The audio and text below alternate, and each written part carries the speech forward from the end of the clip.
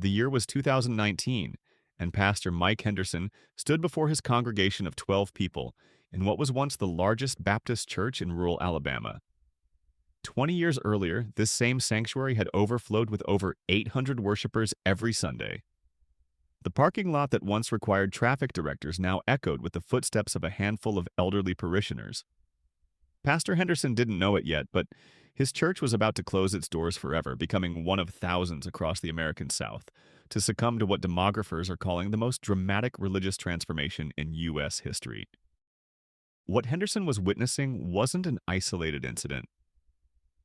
Across the Bible Belt, that swath of deeply religious territory stretching from Texas to the Carolinas, something unprecedented was happening. Churches that had anchored communities for over a century were shuttering at a rate that has stunned even secular sociologists. The numbers are staggering. Since 2010, the South has lost more churches than any other region in America, with rural areas experiencing closure rates of up to 30%. But this isn't just about empty pews. The collapse of the Bible Belt represents one of the most significant cultural shifts in modern American history, and it's happening faster than anyone predicted. To understand the magnitude of this transformation, we need to travel back to 1925, when journalist H. L. Mencken first coined the term Bible Belt to describe the South's unwavering commitment to evangelical Christianity. Back then, Sunday church attendance in states like Mississippi, Alabama, and Tennessee regularly exceeded 80%. Churches weren't just places of worship. They were the social, economic, and political centers of entire communities. When the pastor spoke, the town listened. When the congregation mobilized, politicians took notice. For nearly a century, this seemed unchangeable. The Bible Belt weathered the civil rights movement, the sexual revolution, and the rise of secular culture in coastal cities. In fact, many sociologists believed the region's religious identity was so deeply rooted that it would prove immune to the secularization trends affecting the rest of the country. They were wrong. The first cracks appeared in the data around 2007, but researchers initially dismissed them as statistical noise. Church attendance in traditionally religious states began declining at rates of 2 to 3% annually, modest drops that seemed insignificant compared to the steady erosion of faith in places like Vermont or Oregon.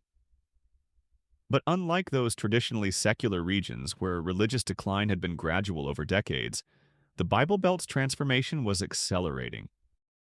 By 2015, something remarkable had happened. States that had once defined American evangelicalism were showing church attendance rates below the national average. Mississippi, the most religious state in America for over 50 years, had dropped to fourth place. Alabama fell from second to seventh. The decline wasn't just statistical, it was visible. Drive through any small southern town today and you'll see what locals call church graveyards, abandoned Baptist, Methodist, and Pentecostal buildings, their steeples still reaching skyward but their parking lots reclaimed by weeds.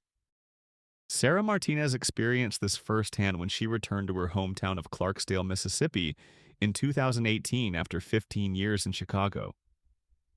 I couldn't believe what I was seeing, she recalls. The church where I was baptized, where my parents were married, where my grandmother's funeral was held, it was for sale. The sign said, "Perfect for event venue or storage facility." I actually cried.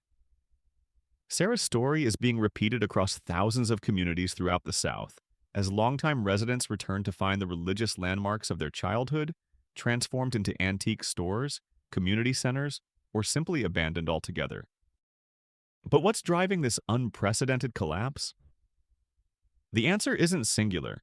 It's a perfect storm of demographic, economic, and cultural forces that have converged with devastating effect on traditional religious institutions. The most significant factor is what demographers call the Great Southern Migration Reversal. For decades, the Bible Belt's religious culture was reinforced by geographic isolation and population stability. People were born, raised, and died in the same communities where their families had worshipped for generations. This began changing dramatically in the 1990s as economic opportunities drew millions of Southern-born residents to cities like Atlanta, Austin, and Charlotte, urban centers that, while technically Southern, developed secular cultures more similar to coastal metropolises than rural Bible Belt communities. Simultaneously, these same cities began attracting millions of migrants from the Northeast and West Coast, bringing with them dramatically different religious attitudes. Atlanta, once considered the buckle of the Bible Belt, now has a church attendance rate lower than Boston. Austin, Texas reports that over 40% of its residents identify as religiously unaffiliated, a percentage that would have been unthinkable in Texas just a generation ago. Dr. Amanda Reynolds, who has studied Southern religious trends at Vanderbilt University for over 2 decades, describes this phenomenon as cultural dilution on steroids. Her research shows that transplants to the South aren't adopting local religious practices. Instead, they're creating secular enclaves that are gradually expanding into previously religious communities. What we're seeing, Reynolds explains, is the reverse of what happened historically. Instead of Southern culture converting newcomers, secular culture is converting the South. Quick pause here. I'm curious about our global audience watching Professor Archive. Where are you watching from, and what time is it where you are? Are you a student, a teacher, maybe someone who's witnessed these changes firsthand? Drop a comment below and let us know. And if you're finding value in these deep dives into historical and cultural phenomena, consider leaving a super thanks. It really helps us continue producing this kind of in-depth content for curious minds like yours. The economic transformation of the South has played an equally crucial role in the Bible Belt's decline. Traditional Southern communities were built around industries that reinforced religious culture: agriculture, textiles, and small-scale manufacturing. These industries created tight-knit communities where everyone knew their neighbors, and social pressure to conform was intense. The economic devastation of these traditional industries has shattered these social networks. Consider the story of Millerville, South Carolina, a textile town of 3,200 people that lost its primary employer when the local cotton mill closed in 2009. Within 5 years, the town had lost 40% of its population as workers migrated to cities for employment. The social fabric that had sustained 3 generations of churchgoers simply evaporated. Of the town's 7 churches, 4 have closed, and the remaining 3 struggle to maintain regular services. But it's not just economic migration that's transforming the Bible Belt, it's generational change. Young people raised in religious households are leaving the faith at unprecedented rates, and unlike previous generations, they're not returning as they age. This phenomenon, which researchers call religious recession, is hitting the South harder than anywhere else because the region had further to fall. The data is stark. Among Americans born before 1965, approximately 85% of those raised in the Bible Belt maintained religious affiliation throughout their lives.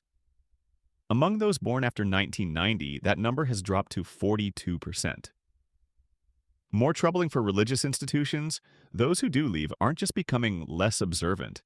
They're becoming actively secular, expressing negative views toward organized religion that previous generations of non-churchgoers rarely held. 22-year-old Marcus Thompson from rural Georgia represents this shift. Raised in a devout Baptist family, he stopped attending church at 18 and now describes himself as anti-religious. His explanation reveals the complex factors driving young people away. It wasn't just one thing. It was the hypocrisy I saw, the way the church handled politics, the way they treated LGBTQ+ people. But mostly it was realizing I could be a good person without believing in God, and that the church wasn't helping me with the real problems I was facing. Student loans, finding a job, dealing with anxiety.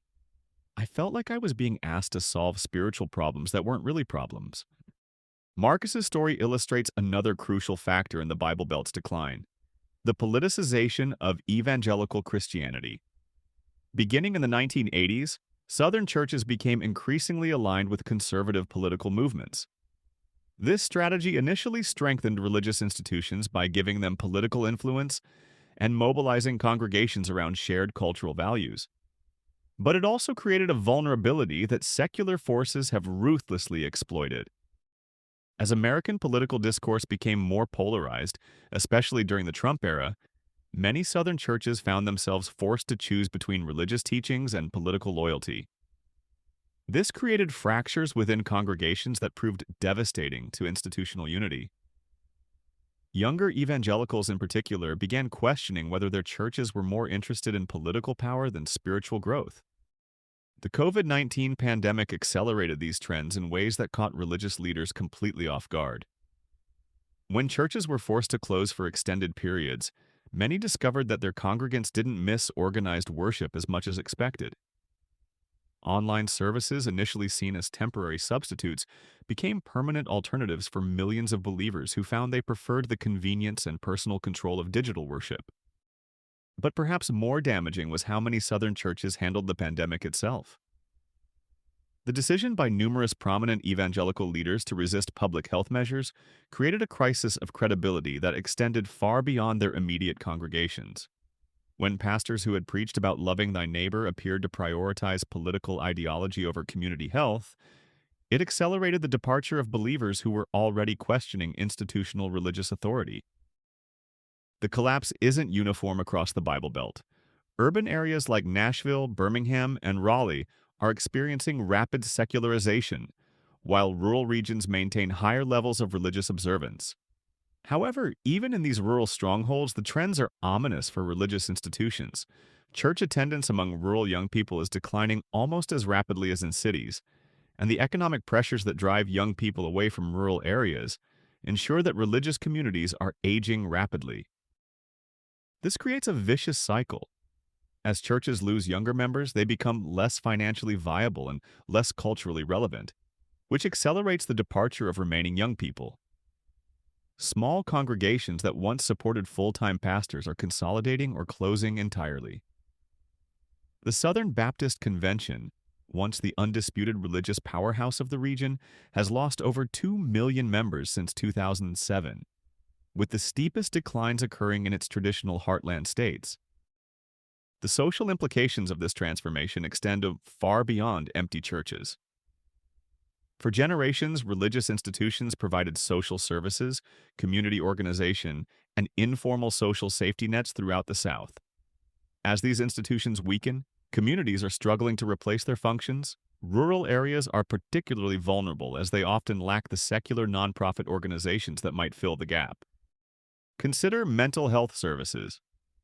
In many small Southern towns, pastors served as the primary counselors for community members dealing with depression, addiction, and family problems. While this system had obvious limitations, it provided accessible support for people who might otherwise have nowhere to turn. As churches close or reduce services, mental health crises in rural Southern communities are intensifying, contributing to rising suicide rates and substance abuse problems. The political implications are equally profound. The Bible Belt's religious culture has been the backbone of conservative politics in America for over 4 decades. As this culture weakens, the political landscape is shifting in ways that would have seemed impossible just a generation ago. Georgia's transformation from a reliably red state to a purple battleground directly correlates with the decline of religious influence in its major metropolitan areas. Texas provides an even more dramatic example. Despite its reputation as a conservative stronghold, church attendance in major Texas cities has declined by over 25% since 2010. Young Texas voters are increasingly secular and progressive, creating political dynamics that are beginning to challenge Republican dominance in what was once considered an unshakable conservative state. Religious leaders are desperately attempting to reverse these trends, but their efforts often seem to accelerate the very problems they're trying to solve. Modernization attempts, contemporary music, casual dress codes, social media engagement often alienate traditional believers without successfully attracting secular young people. Meanwhile, doubling down on traditional approaches reinforces the perception that churches are out of touch with contemporary reality. Some innovative churches are experimenting with radical departures from traditional evangelical culture. These post-evangelical congregations emphasize social justice, environmental stewardship, and inclusive theology while maintaining Christian identity. Early results suggest these approaches can attract younger believers, but they often create conflicts with older congregants and denominational authorities. The Reverend Patricia Williams, who transformed a struggling Methodist church in North Carolina into a thriving progressive congregation, describes the challenge. We had to choose between dying slowly with dignity or risking everything to stay relevant. We chose relevance and it worked, but we lost half our original members in the process. The question is whether we can attract 2 new members for everyone we lose. So far, we can, but it's exhausting. Economic factors continue to accelerate the Bible Belt's religious decline. The region's transition from a manufacturing-based to a service-based economy has created new social dynamics that are inherently less supportive of traditional religious culture. Service economy jobs require different skills, create different social networks, and often involve work schedules that conflict with traditional church activities. Moreover, the rise of gig economy employment has undermined the stable community relationships that sustained religious institutions. When people work multiple part-time jobs with irregular schedules, the social pressure and practical ability to maintain regular church attendance diminishes significantly. The COVID-19 pandemic's economic impact has been particularly devastating to rural religious communities. Small businesses that once employed congregation members have closed permanently, forcing families to relocate to urban areas for employment. Churches that depended on these families for financial support have been left with aging congregations and shrinking budgets. Educational factors play a crucial role in this transformation as well. The Bible Belt has historically had lower levels of college education compared to other regions, and this educational gap actually reinforced religious culture by limiting exposure to secular ideas and keeping young people within religious communities. As educational opportunities have expanded and college attendance has increased throughout the South, this protective effect has diminished. Research consistently shows that college education correlates with decreased religious observance, and Southern young people are now attending college at rates comparable to other regions. Perhaps more significantly, they're increasingly attending colleges outside the South, exposing them to secular cultures and progressive ideas that previous generations of Southern students rarely encountered. When these college-educated young people return to their home communities, they often find themselves culturally alienated from the religious institutions they grew up in. Many become what sociologists call cultural exiles, people who maintain emotional connections to their communities, but can no longer participate authentically in their religious life. The role of technology in the Bible Belt's decline cannot be understated. Social media and internet access have broken down the geographic isolation that once protected religious communities from secular influences.